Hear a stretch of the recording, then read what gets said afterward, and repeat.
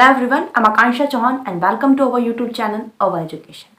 आज बात करेंगे एक इम्पॉर्टेंट इंसिडेंट की जो मॉडर्न हिस्ट्री के अंदर अपनी एक अलग ही पहचान रखती है। इंसिडेंट का नाम है जलियांवाला बाग हत्याकांड, जो आप सबने ज़रूर सुना होगा। जलियांवाला बाग हत्याकांड एक ऐसा पन्ना है हमारे इतिहास का, हमारी मॉडर्न हिस्ट्री का, जिसने पूरी भारतीय स्वतंत्रता संग्रामियों के ऊपर एक बहुत ही गहरा प्रभाव डाला।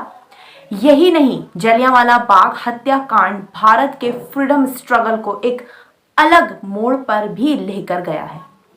जलियांवाला बाग हत्याकांड भारत के पंजाब के अमृतसर में स्वर्ण मंदिर के पास जलियांवाला बाग में 13 अप्रैल 1919 यानी बैसाखी के दिन हुआ था। जलियांवाला बाग हत्याकांड के बैकग्राउंड में अगर हम चलते हैं तो स्टूडेंट्स, ब्रिटिश सरकार द्वारा एक एक्ट सबसे पहले लाया गया था जिसको हम रॉलेट एक्ट के नाम से जानते हैं। और इस एक्ट के आधार पर ना दलील, ना अपील और ना वकील, यानी कि किसी भी चीज़ की ज़रूरत नहीं है। कोई भी दो से ज़्यादा कहीं पे दिखे तो उसको वहीं पे या तो गोली चलाने का आदेश भी रॉलेट एक्ट में दिया गया था और सबको, किसी को भी वो अरेस्ट कर सकते थे। महात्मा गांधी द्वारा रॉलेट एक्ट को ब्लैक एक्ट भी कहा गया था और इसी रॉलेट एक्ट का विरोध करने के लिए एक सभा भी आयोजित की गई थी और ये सभा बहुत ही छुपा के हो रही थी जलियांवाला बाग में।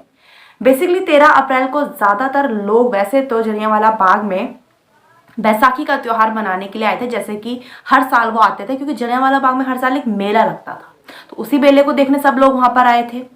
ऑलमोस्ट हर जगह से लोग वहाँ आए थे, हर तरह के लोग वहाँ थे, छोटे बच्चे बूढ़े सब एक गुप्त तरीके से जो है वहाँ पे रॉलेट एक्ट के खिलाफ विरोध करने और स्वतंत्रता सेनानियों जो उस वक्त जेल में थे उनको छुड़ाने की एक प्लानिंग करने भी कुछ लोग वहाँ पर आए थे।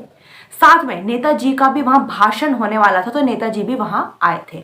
और जैसे ही लोगों को इस बात का पता लगता है कि कुछ इनकी जो है नेताजी अपना भाषण देने आए हैं, अब भाषण शुरू होगा, तो सभी लोग उनके भाषण को सुनने के लिए उस ओर चले गए। जब नेताजी बाग में पड़ी रोड़ियों के ढेर पर खड़े होकर भाषण दे रहे थे, तभी ब्रिगेडियर जनरल रेजिनाल्ड डायर ने 90 ब्रिटिश सैनिकों को लेकर वो वहां पहुंच गया। उन सबके हाथों में भरी हुई राइफलें थी। नेताओं ने सैनिकों को देखा तो उन्होंने वहां मौजूद लोगों से शांत बैठे रहने के लिए भी कहा। सैनिकों ने जलियांवाला बाग में जो एक एंट्रेंस था वो भी बंद कर दिया था, ताकि जब लोगों पर गोलियां चलाए तो कोई भी वहां से बाहर न जाने पाए। सैनिकों ने बाग को घेर कर बिना किसी चेतावनी के निहत्थे लोगों पर वहां पर गोलियां भी चलाना शुरू कर दिया। 10 मिनट में कुल 1650 राउंड गोलियों के चलाए गए। जलियांवाला बाग उस समय मकानों के बीच एक खाली सा मैदान था, तो वहां जाने या बाहर निकलने का रास्ता सिर्फ वहां एक ही बहुत ही पतला सा रास्ता था, जो कि ऑलरेडी ब्रिटिशर्स के सैनिक द्वारा बंद कर दिया गया था और चारों ओर वहां मकान थे। भागने का मान लीजिए वहां पर लोगों के पास कोई भी रास्ता नहीं था। कुछ लोग जान बचाने के लिए मैदान में मौजूद एकमात्र कुएं में कूद गए, पर देखते ही देखते वहां कुआं भी लाशों से एकदम भर गया और ऐसा बोला जाता है कि वहां इतना खून हो गया था कि हैंडपंप से भी पानी नहीं बल्कि खून की धाराएं उस वक्त निकल रही थी। आज भी आप जलियांवाला बाग जाएंगे तो साइड में एक नोटिस बोर्ड भी आपको उस कुएं के देखने को मिलेगा, जिसपे लिखा है साफ तौर पर कि करीब 120 शव सिर्फ और सिर्फ कुएं के अंदर से ही मिले थे। उस दौरान शहर में कर्फ्यू भी लगा हुआ था, जिससे जो वहां लोग घायल हुए थे उनका इलाज करने का किसी भी तरीके का कोई रास्ता नहीं था और लोगों ने वैसे ही तड़प तड़प कर वहीं पे दम भी तोड़ दिया। आपको ये ध्यान रखना चाहिए कि जलियांवाला बाग में गोलियां चलाने वाला जो था वो जनरल डायर था और स्टूडेंट्स, गोलियां चलाने के लिए जिसने ऑर्डर दिया था वो माइकल डायर था।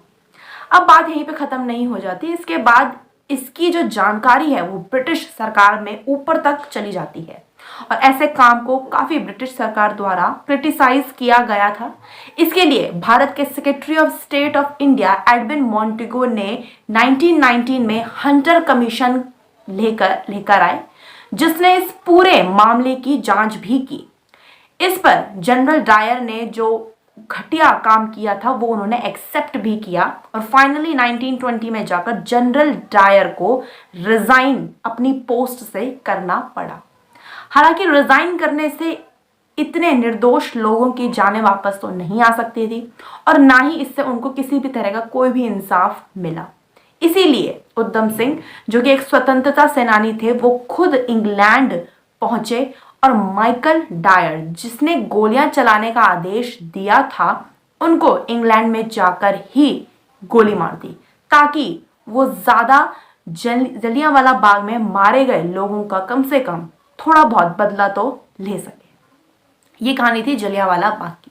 उम्मीद करती हूँ आपको वीडियो पसंद आई होगी और इन्फॉर्मेशन ज़रूर यहाँ से मिली होगी। वीडियो को ज़रूर शेयर करें, हमारे चैनल को सब्सक्राइब करें। Thank you so much.